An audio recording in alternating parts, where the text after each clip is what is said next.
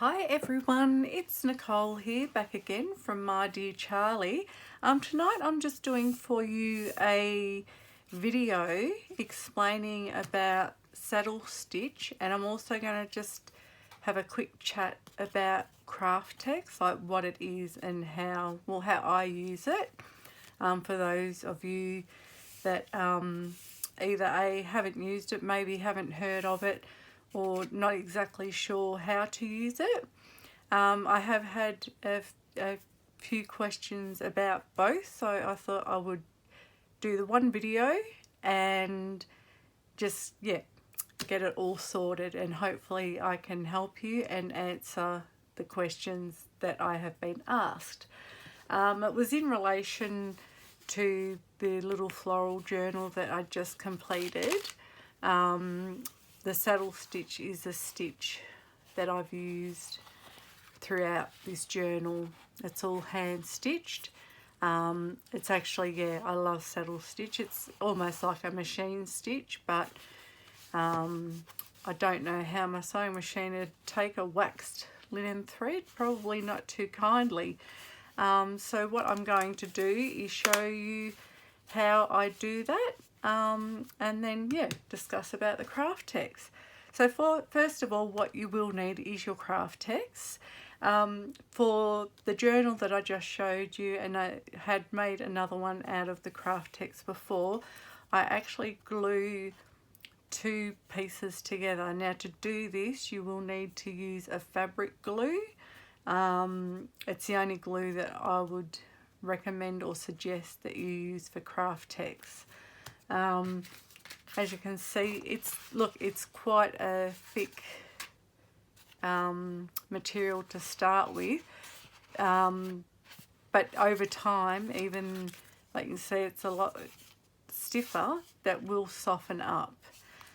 So anyway, I won't speak any more about that. I'm just going to show you the saddle stitch and how I do it.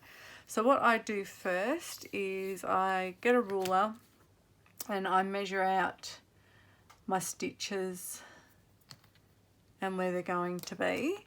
So I like to leave about, a quarter of an inch is good. You can go close to the edge. I'm pretty sure I was a bit closer than a quarter inch to the edge of that journal. So what you do is this, I'm just using the white purely because I had a couple of offcuts and it's going to be easier to see the markings on it than using, say, black or brown.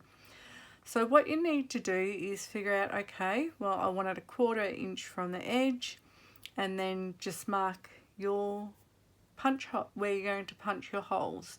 So you just simply go along like so. Okay, and we'll just go to there, and then we'll do a couple of stitches down the side as well.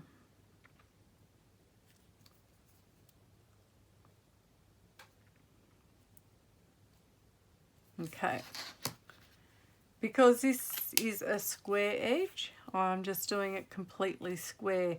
On my little journal, it's got a rounded edge, so I kind of marked, didn't put that hole there, I left that out, but then I sort of centered it, so I'm not sure, like, so it sort of went around the corner instead of a straight edge to the corner and the next bit. So it's cut across the corner a bit, and that's just to accommodate the rounded corner on there.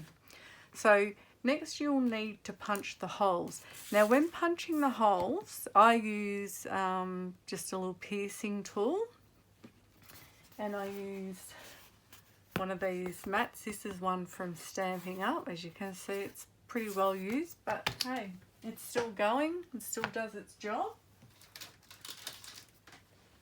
And I also like to stick just this mat under it. This is just a little one that I've had for ages, just so it doesn't totally destroy my mat that I use, which is actually pretty destroyed, but that's all good.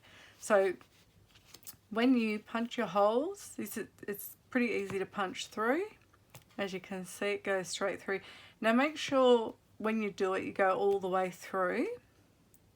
Don't just put a little hole like that, because it's going to make it really difficult when you do the saddle stitch. What actually happens is, because your thread is going in and out of it so much, it's going to be tight, which is fine in itself, but your thread could start to kind of wear and get quite fluffy, and also become quite weak. So you don't want that to happen, because you don't want to get 3/4 of the way through your project and your thread breaks. So as you can see, I've punched those holes. They're a decent size, they're all the way through.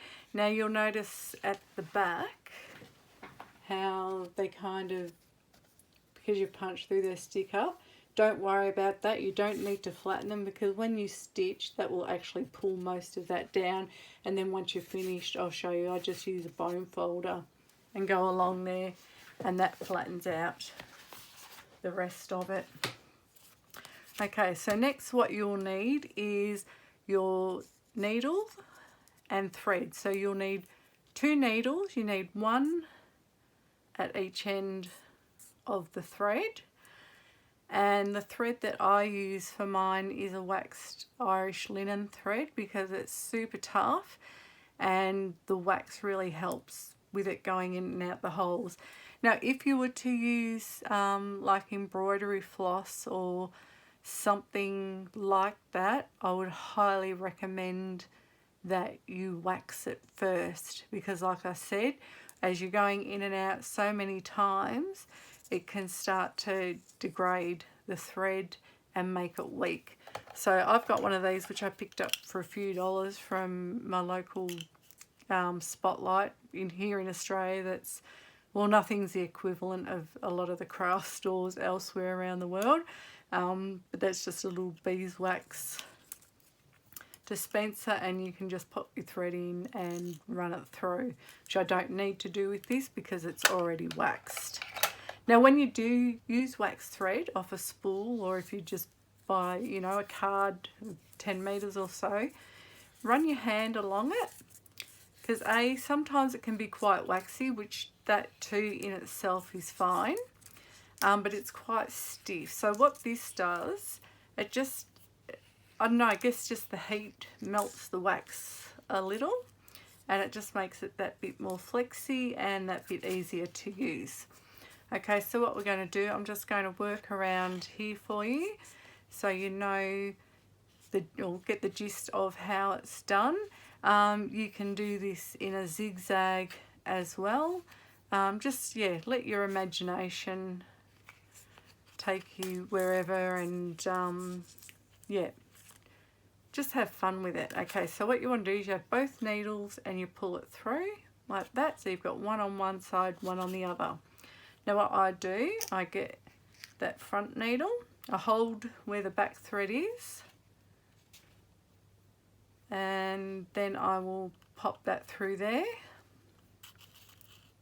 Okay, and I'll drop that down, and I'll let that fall down that way.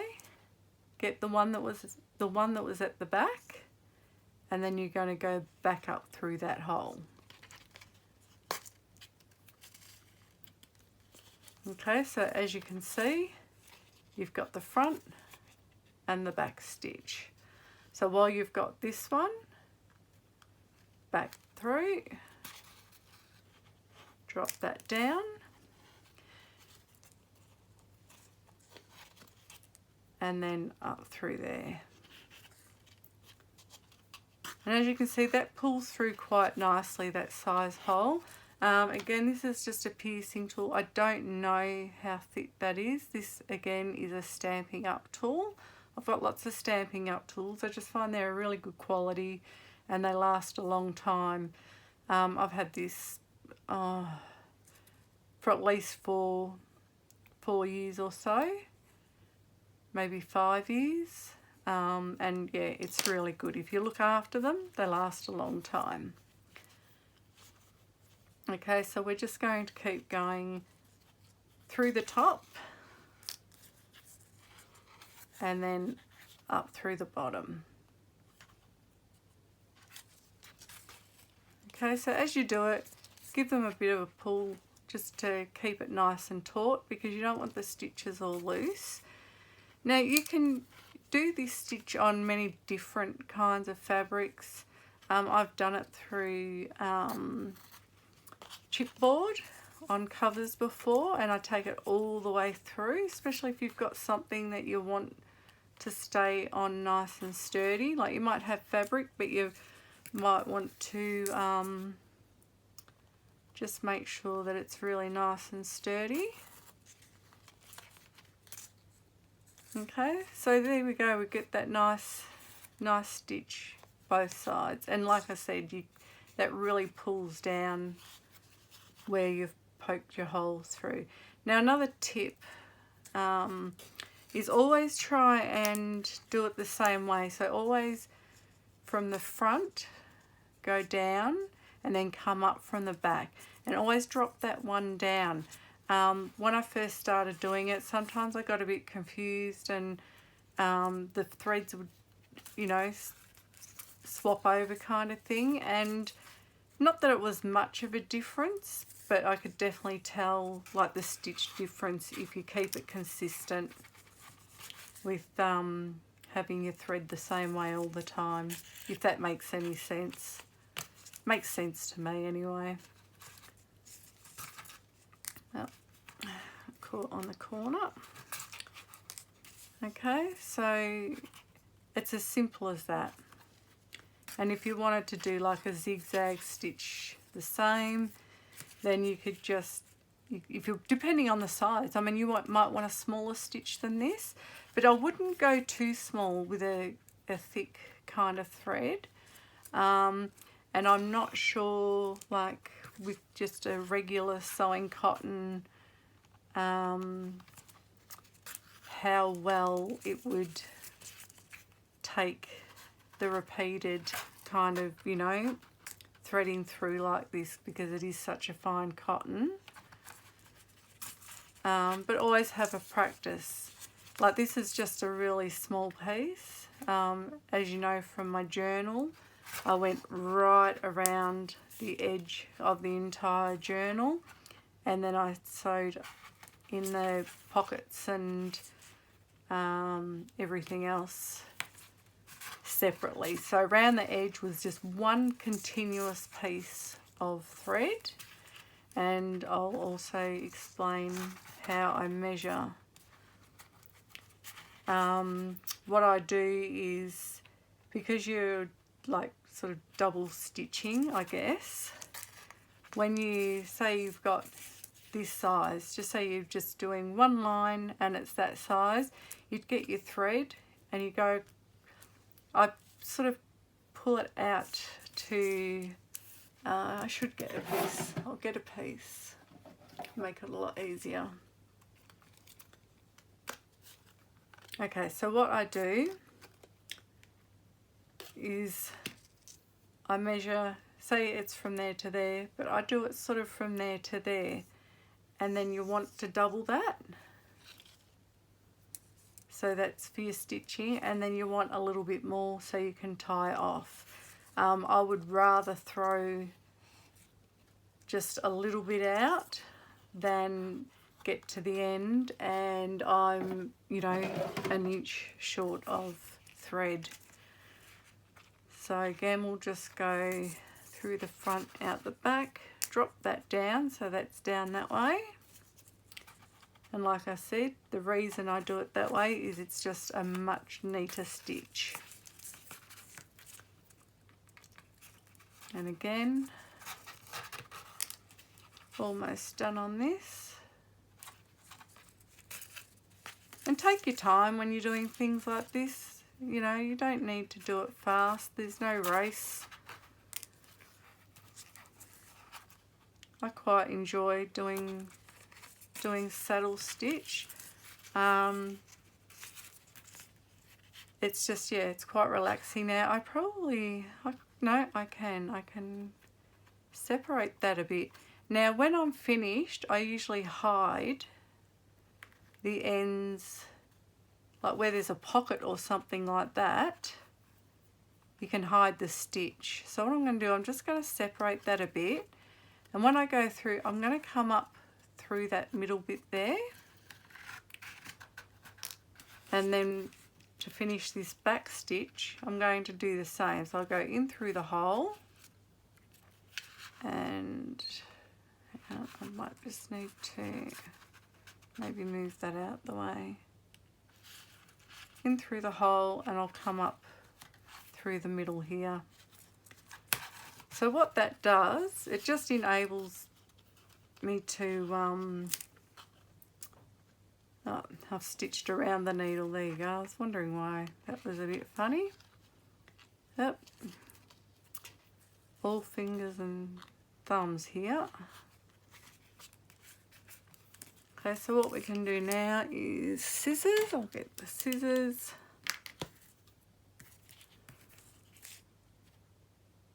Trim that off. I leave a bit because I need a bit of extra when I tie knots. I struggle with some things like that from time to time.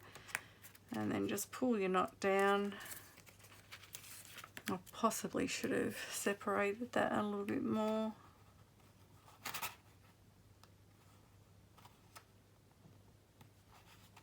But like I said, I hide it sort of in pockets and things like that. Okay, so there's the first part of the knot,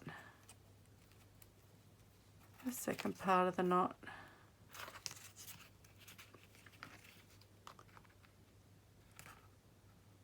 and we're all tied off.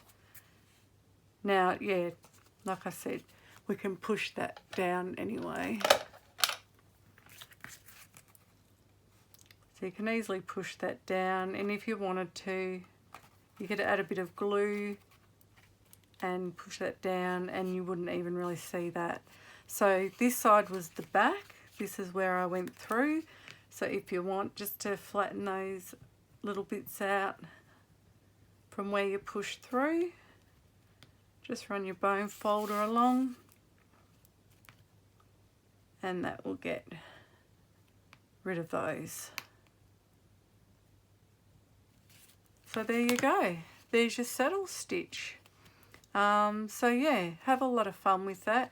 Like I said, I enjoy it. I find it quite relaxing, and it just gives, yeah, I like to really say that my journals are handmade.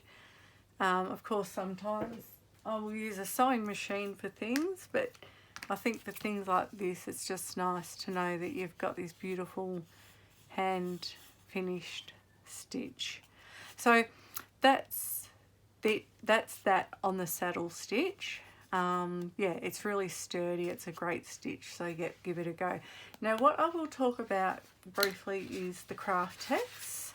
I love Kraft Tex. I've found it when I first started, before I started making my own journals and I was looking for patterns and things like that, I found a pattern on Etsy, and the spine, it was only the spine that used the Kraft Tex. I actually have, give me one sec, because I actually have that journal so I can show you.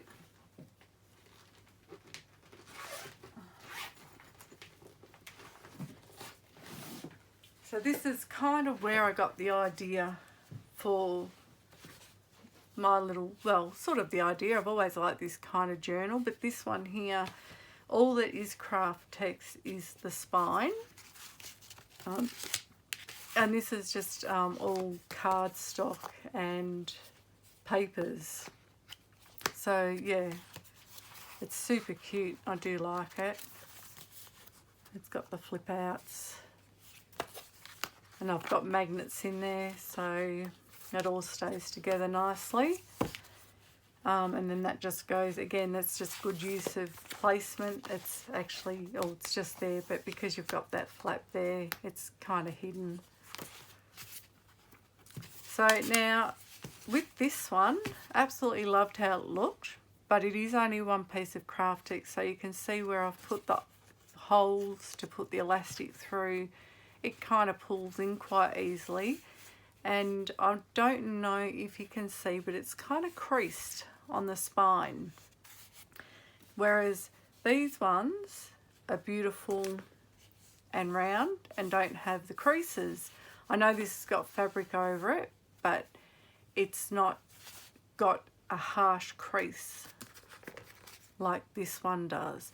Now, what I figured out, and didn't know anything about the grain of paper and stuff at the time, was Kraft Tex 2 has a grain. So if you go against the grain, I can even show you on this, if you fold it against the grain, see how it's getting kind of creased and it's not all nice and round.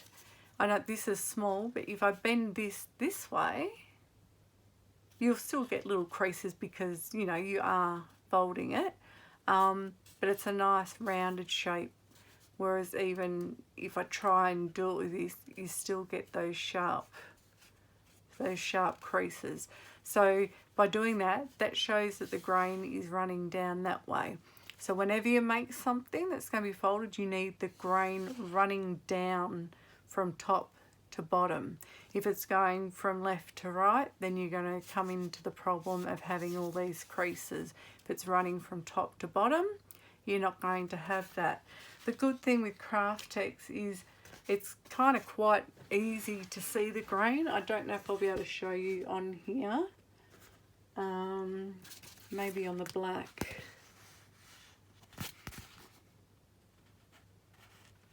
No, I don't think it's really showing up on here either. But one way to test the grain is you get it and just roll the paper like that. And then the other way, see, that was nice and smooth and a fluid movement. Now if I go the other side, it's not, it's tougher.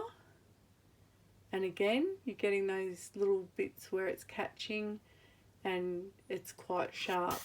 So no matter on where the grain's running down, again, you're going to get that nice fluid movement in it. So that's an easy way to tell. If you are gluing two pieces together like I do, make sure that the grain is running down on both of those. I did have, the black piece. Okay, so when you buy the Kraft Tex, it's nice and smooth. This is the smoother side. And then this side here is the more textured side. Not that it's really textured, and I'm wondering if I can pick up. I can see it. I wonder if you can see it on the white. Oh, that went really glary. See how it's kind of, that's the grain running down in that. But there's like a texture. You can kind of see it here. So that I consider is the back of the paper. So what you can also do, which I love doing, which I did with that wraparound journal, is you can wash this in the washing machine. So what you want to do is when you get it, you want to screw it up, just like this. This bit's not washed. Okay, so screw it up into a ball, unscrew it, screw it up again. It's very tough. It is paper, but it does have a synthetic in it, which is why it is so tough. Okay, so screw it up.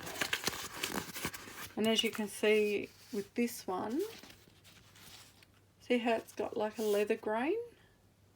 So once you've done the whole screwing up procedure and you put it in the washing machine and take it out and dry it, you end up with this beautiful leather grain.